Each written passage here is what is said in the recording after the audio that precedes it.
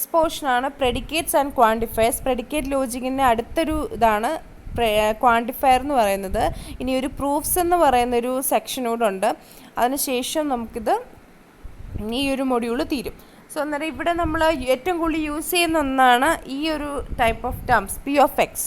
ഇവിടെ നമുക്ക് കാണാം പി ഓഫ് എക്സ് എന്ന് പറയുമ്പം എന്താണ്, X is a prime number എന്നാണ് അർത്ഥം. എക്സ് എന്താണ്, X is a prime number. ഇവിടുത്തെ സബ്ജക്റ്റ് എന്ന് പറയുന്നത് എന്താണ്, ഇവിടുത്തെ സബ്ജക്റ്റ് എന്താണ്, എക്സ് ആണ്. ഈസ് എ പ്രൈം നമ്പർ എന്ന് പറയുന്നതാണ് പ്രെഡിക്കേറ്റ് എന്ന് പറയുന്നത്. സോ അന്നേരം എന്താ അതിൻ്റെ അർത്ഥം, പി ഓഫ് എക്സ് എന്ന് പറഞ്ഞു കഴിഞ്ഞാൽ X is a prime number. അപ്പം എക്സിന് ഞാനൊരു വാല്യൂ കൊടുത്തെന്ന് വിചാരിച്ചോ, 2. എക്സിന് ഞാൻ 2 കൊടുത്താൽ പി ഓഫ് 2 എന്തായിരിക്കും, ഫോൾസ് ആയിരിക്കത്തില്ലേ. കാരണം എക്സ് എന്തായിരിക്കണമെന്നാണ് പറഞ്ഞേക്കുന്നത്, പ്രൈം നമ്പർ ആയിരിക്കണമെന്നാണ് പറഞ്ഞേക്കുന്നത്. അന്നേരം പ്രെഡിക്കേറ്റ് പറഞ്ഞിരിക്കുന്നത് പ്രൈം നമ്പർ എന്ന്. അപ്പോൾ പി ഓഫ് 2 എന്തായിരിക്കും, ഫോൾസ് ആയിരിക്കും. ഇനി ഞാൻ 3 കൊടുത്തു, അപ്പം പി ഓഫ് 2 എന്തായിരിക്കും, ട്രൂ ആയിരിക്കും. അപ്പം എക്സിന് ഏത് വാല്യൂ വേണമെങ്കിലും വരാം, എക്സിന് ഏത് വാല്യൂ വേണമെങ്കിലും വരാം. പക്ഷേ അതിന് ട്രൂ കേസ് ആവുന്ന എവിടെ മാത്രമേ ഉള്ളൂ, ആ പ്രെഡിക്കേറ്റ് അനുസരിച്ചിട്ടുള്ള വാല്യൂ വരുമ്പോൾ മാത്രമേ എന്താവത്തുള്ളൂ, അത് ട്രൂ കേസ് ആവത്തുള്ളൂ. അപ്പം പി ഓഫ് എക്സ് എന്ന് പറഞ്ഞു കഴിഞ്ഞാൽ അന്നേരം മനസ്സിലായല്ലോ എങ്ങനെയാണ് റെപ്രസെൻറ്റ് ചെയ്യുന്നതെന്ന്. X is a prime number എന്നാണ് പറയുന്നതെങ്കിൽ എക്സിനെ സബ്ജക്റ്റ് എന്നും പ്രൈം നമ്പർ എന്ന് പറയുന്നത് പ്രെഡിക്കേറ്റ് എന്നും. അതിന് ഏത് കേസ് വേണമെങ്കിലും വരാം, അതായത് ട്രൂ വാല്യൂയും വരാം, ഫോൾസ് വാല്യൂയും വരാൻ പറ്റും.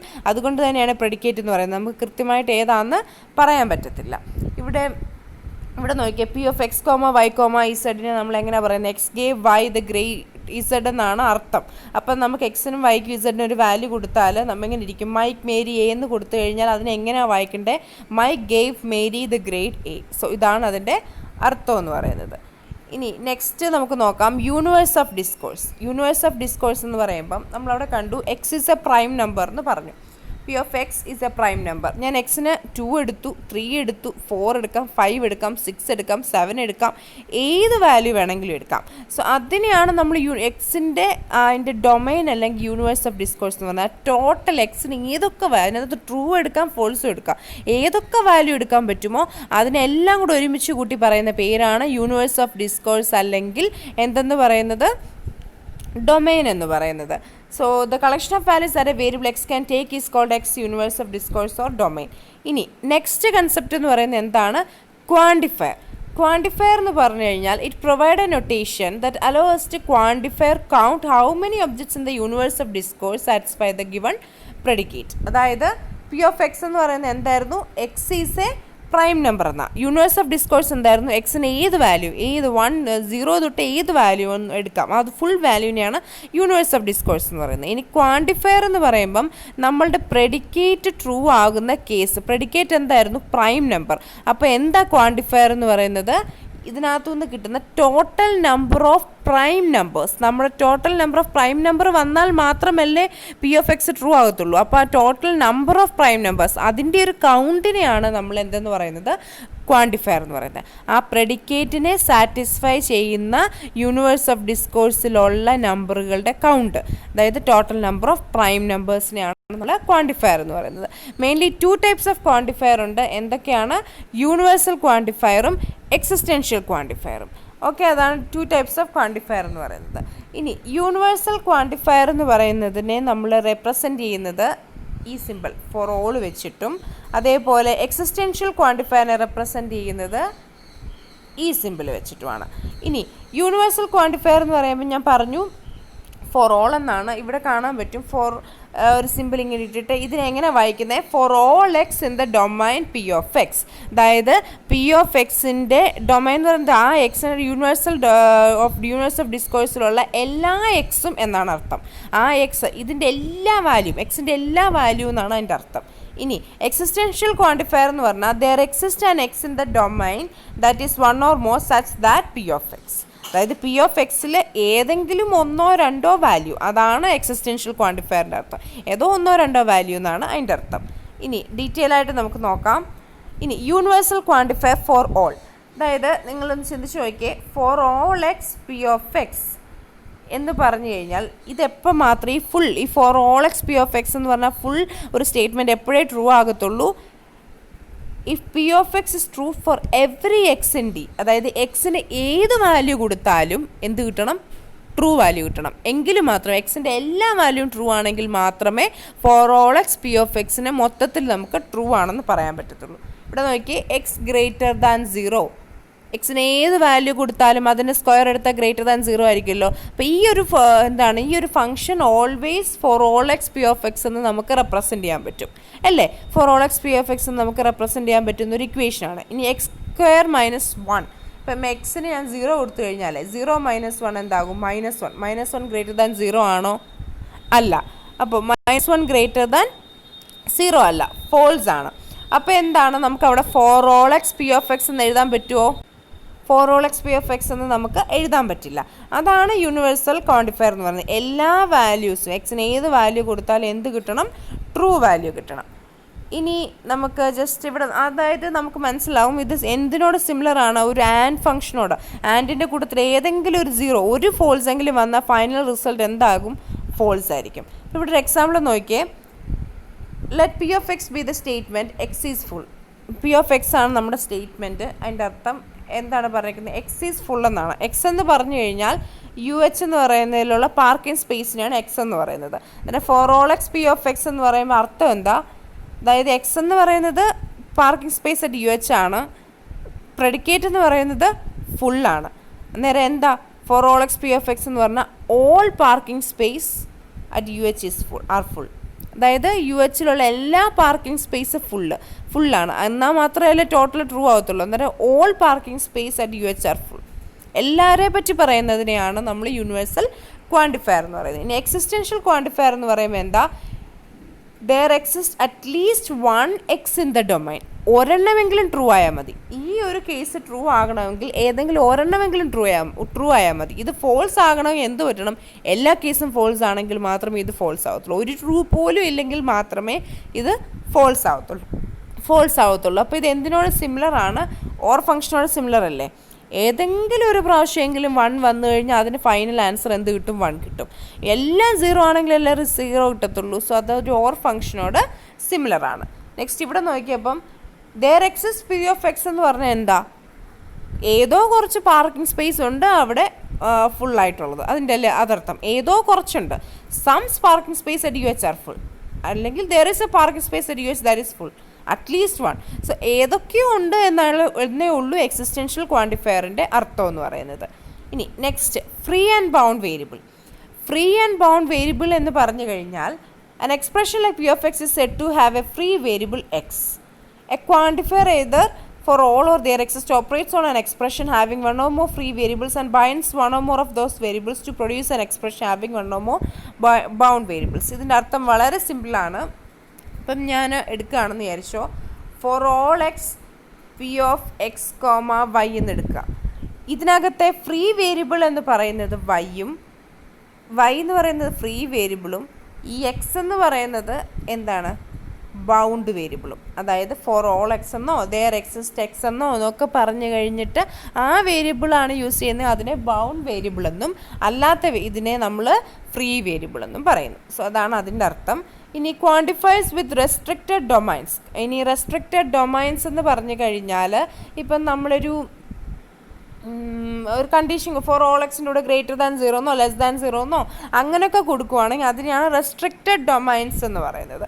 സോ അത്രയാണ് നമ്മുടെ ക്വാണ്ടിഫയേഴ്സിൻ്റെ ഒരു ബേസിക്സ്. ഇനി നമുക്ക് അത് ഒരു സെൻറ്റൻസ് കിട്ടിയാൽ അതിനെങ്ങനെ ട്രാൻസ്ലേറ്റ് ചെയ്യാമെന്ന് നമുക്ക് നോക്കാം. Translating from English.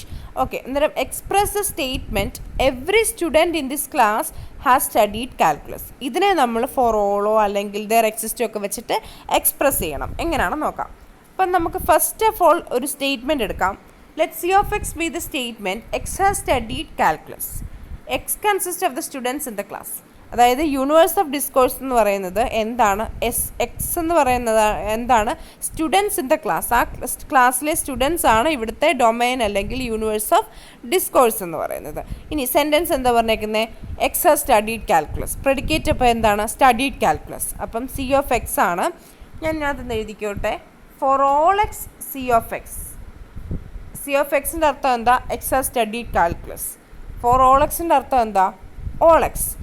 എക്സ് എന്ന് പറഞ്ഞാൽ എന്താ?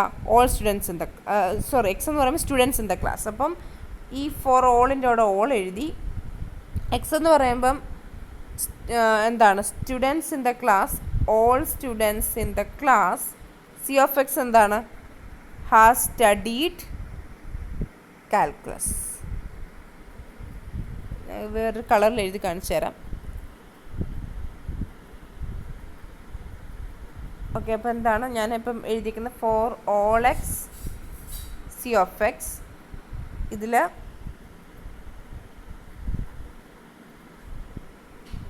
ഇത് എന്താണ്, ഓൾ അല്ലെങ്കിൽ എവ്രി, ഏതാണെങ്കിലും ശരിയാ. എവ്രി രണ്ട് അർത്ഥം ഒന്നല്ലേ. എക്സ് എന്ന് പറയുന്നത് എന്താണ്, students in the class. X എന്ന് പറയുന്നത് students in the class. C of X എന്താണ്, X has studied calculus. X already കൊടുത്തിട്ടുണ്ട്, ഹാസ് സ്റ്റഡീഡ് കാൽക്കുലസ് ആയില്ലേ. Every student in the class has studied calculus. So ഇതാണ് ഇതിൻ്റെ അർത്ഥം എന്ന് പറയുന്നത്. ഇനി നെക്സ്റ്റ് നോക്കാം. Some students in the class has visited Mexico. Okay, അതായത് സം സ്റ്റുഡൻസ് എന്നാണ് പറഞ്ഞേക്കുന്നത്. അപ്പം നമുക്ക് നേരത്തെ എൻ്റെ കൂട്ട് തന്നെ ഒരു സ്റ്റേറ്റ്മെൻറ്റ് എഴുതിയിട്ടുണ്ട്. M of X, X has visited Mexico. X എന്ന് പറയുന്നത് സ്റ്റുഡൻസ് ഇൻ ദ ക്ലാസ് ആണ്. അപ്പോൾ എങ്ങനെ എഴുതാൻ പറ്റും, ഇത് ദെയർ എക്സിസ്റ്റ് എന്ന് പറയുന്നതിന് നമുക്ക് എങ്ങനെയും പറയാൻ പറ്റും, സം അങ്ങനെയൊക്കെ, അറ്റ്ലീസ്റ്റ് അങ്ങനെയൊക്കെ പറയാൻ പറ്റും. അന്നേരം എങ്ങനെ എഴുതാൻ പറ്റുന്നത്, സം സ്റ്റുഡൻസ്, സം എക്സ് എന്ന് പറയുമ്പം students in the class, M of X has studied Mexico. So ഇങ്ങനെയാണ് നമ്മളിതിനെ കൺവേർട്ട് ചെയ്യേണ്ടത്. ഇനി every student in this class has visited ഇത് കാനഡ ഓർ മെക്സിക്കോ. അതാണ് ഇത് രണ്ടുകൂടെ മിക്സ് ചെയ്ത ഒരെണ്ണമാണ്. നമുക്ക് നോക്കാം എങ്ങനെ എഴുതാൻ നോക്കാം. C of X be the statement, X has visited Canada. C of X എന്ന് പറയുന്നത് എക്സ് കാനഡ വിസിറ്റ് ചെയ്തു. എം ഓഫ് എക്സ് എന്ന് പറയുന്നത് എക്സ് മെക്സിക്കോ വിസിറ്റ് ചെയ്തു. എക്സ് എന്ന് പറയുന്നത് സ്റ്റുഡൻസ് ഇൻ ദ ക്ലാസ് ആണ്. ഇവിടെ നോക്കിയേ, for all X C of X or M of X. ഇതെന്താണ്, every X student in the class, ബ്രാക്കറ്റിൽ എന്താ പറഞ്ഞേക്കുന്നത്, സി ഓഫ് എക്സ് എന്ന് പറഞ്ഞാൽ എന്താ, has visited Canada. M of X എന്ന് പറയുന്നത് എന്താണ്, ഹാസ് വിസിറ്റഡ് മെക്സിക്കോ. ഓർ ആകുമ്പോൾ എന്ത് വരും, ഈതർ എന്ന് വരും അല്ലേ, ether or. Has visited Canada or Mexico, ശരിയല്ലേ. എവ്രി എന്നുള്ളതിനെ ഫോർ ഓൾ വെച്ചിട്ട് റെപ്രസെൻ്റ് ചെയ്തു. സോ ഇങ്ങനെയാണ് നമ്മൾ എന്ത് റെപ്രസെൻ്റ് ചെയ്യുന്ന ഒരു സെൻറ്റൻസ് കിട്ടിയാൽ നമ്മൾ ഓളും ഒക്കെ വെച്ച് സമ്മും ഒക്കെ വെച്ച് റെപ്രസെൻ്റ് ചെയ്യുന്ന അർത്ഥം നോക്കുക. ഏറ്റവും സിമ്പിളായിട്ട് ഓൾ എവ്രി എന്നൊക്കെ കാണുന്നിടത്ത് ഫോർ ഓൾ കൊടുക്കുക, അല്ലെങ്കിൽ സം എന്നൊക്കെ കാണുന്നിടത്ത് ദെയർ എക്സിസ്റ്റ് കൊടുക്കുക. ഇനി വേറൊരു കൺസെപ്റ്റാണ് നെഗേഷൻ ഓഫ് ക്വാണ്ടിഫയേഴ്സ്. ഒരു ക്വാണ്ടിഫയറിൻ്റെ നെഗേഷൻ എങ്ങനെ എഴുതാമെന്ന് നോക്കാം.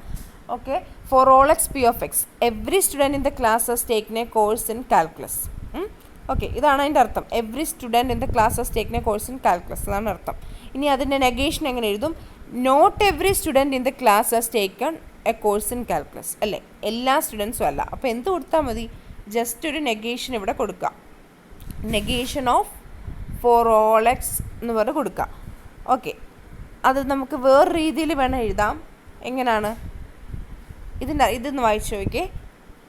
There exist some X, X എന്ന് പറയുന്നത് students, there exist some students in the class, negation of P of X has not taken a course in calculus അല്ലേ. അതായത് ചില സ്റ്റുഡൻസ് ഉണ്ട് ക്ലാസ്സിൽ കാൽക്കുലസ് എടുക്കാത്തവർ, അതും പറയുന്നത് ശരിയല്ലേ. എല്ലാ സ്റ്റുഡൻസും ക്ലാസ്സിൽ എല്ലാ സ്റ്റുഡൻസും കാൽക്കുലസ് എടുത്തില്ല എന്ന് പറയുന്നതും ചില സ്റ്റുഡൻസ് ക്ലാസ്സിൽ പഠിക്കാത്തവരുണ്ടെന്ന് പറയുന്നതും സെയിം അല്ലേ. സോ ഇതാണ് ഒരു നെഗേഷൻ എന്ന് പറയുന്നത്. ഇങ്ങനെ രണ്ട് രീതിയിൽ നമുക്ക് എഴുതാൻ പറ്റും. ഇനി there is a student in the class who has taken a course in calculus. Okay, അതിൻ്റെ negation there is no student in the class who has taken a course in calculus. ഞാൻ പറഞ്ഞായിരുന്നു അത് ഫോൾസ് ആവുന്ന എപ്പോഴും മാത്രം ഒരു കേസും ഇല്ലാത്തപ്പം. There is no student in the class, അപ്പോൾ എന്താണ് ഇങ്ങനെ കൊടുക്കാം. ഇനി വേറെ രീതിയിൽ ഫോർ ഓൾ വെച്ച് റെപ്രസെൻ്റ് ചെയ്യണമെങ്കിൽ for every student in the class എവ്രിക്ക് പകരം എങ്ങനെ, all students in the class has not taken a course in calculus. കണ്ടോ, രണ്ടോ നിങ്ങളൊന്ന് വായിച്ചു നോക്കിയാൽ മതി, ഡിഫറൻസ് മനസ്സിലാകും ഇത് തമ്മിൽ നെഗേഷൻസ് ചെയ്യുന്നത്.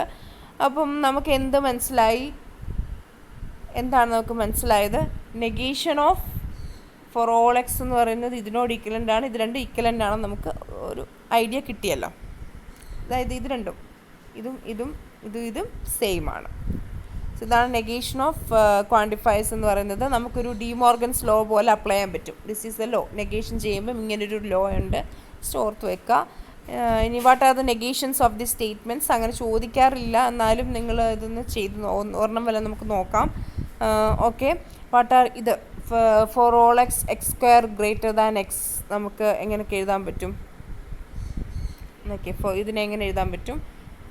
There X some X negation of X square greater than X. Negation കൊടുക്കുമ്പോൾ നമുക്ക് എന്ത് കിട്ടും? എക്സ് സ്ക്വയർ ഗ്രേറ്റർ ദാനിന് പകരം എന്ത് കിട്ടും? Less than or equal to X. So ഇത് നിങ്ങൾ ചെയ്ത് നോക്കുക, ജസ്റ്റ് ഒരു ഇത് മാത്രമേ ഉള്ളൂ. ഇനി നമുക്ക് ഓക്കെ, ഇത്ര അറിഞ്ഞാൽ മതി. ഇനി നമുക്ക് ഇതിനകത്ത് പഠിക്കാനുള്ളത് കുറച്ച് റൂൾസ് ഉണ്ട്, അതുപോലെ തന്നെ ലോജിക്കൽ ഇക്വലൻസ് ഓഫ് ക്വാണ്ടിഫയേഴ്സ്. ഓക്കെ, ഒരു ഇൻഫറൻസ് റൂൾസും ലോജിക്കൽ ഇക്വലൻസ് ഓഫ് ക്വാണ്ടിഫയേഴ്സും ആണ് ഉള്ളത്. അപ്പം ക്വാണ്ടിഫയേഴ്സ് എന്താണെന്ന് മനസ്സിലായെന്ന് വിശ്വസിക്കുന്നു. ദെയർ എക്സിസ്റ്റും ഫോർ ഓളും എവ്രി ഓൾ എന്നൊക്കെ പറഞ്ഞാൽ എന്താണ്? ഫോർ ഓൾ എന്നാണ് അർത്ഥം. ഈ സിമ്പിൾ ദെയർ എക്സിസ്റ്റ് എന്ന് പറയുമ്പോൾ ഈ സിമ്പിൾ, ഇതൊക്കെ ഉപയോഗിച്ചിട്ടുള്ളതാണ് നെക്സ്റ്റ് എന്ന് പറയുന്നത്.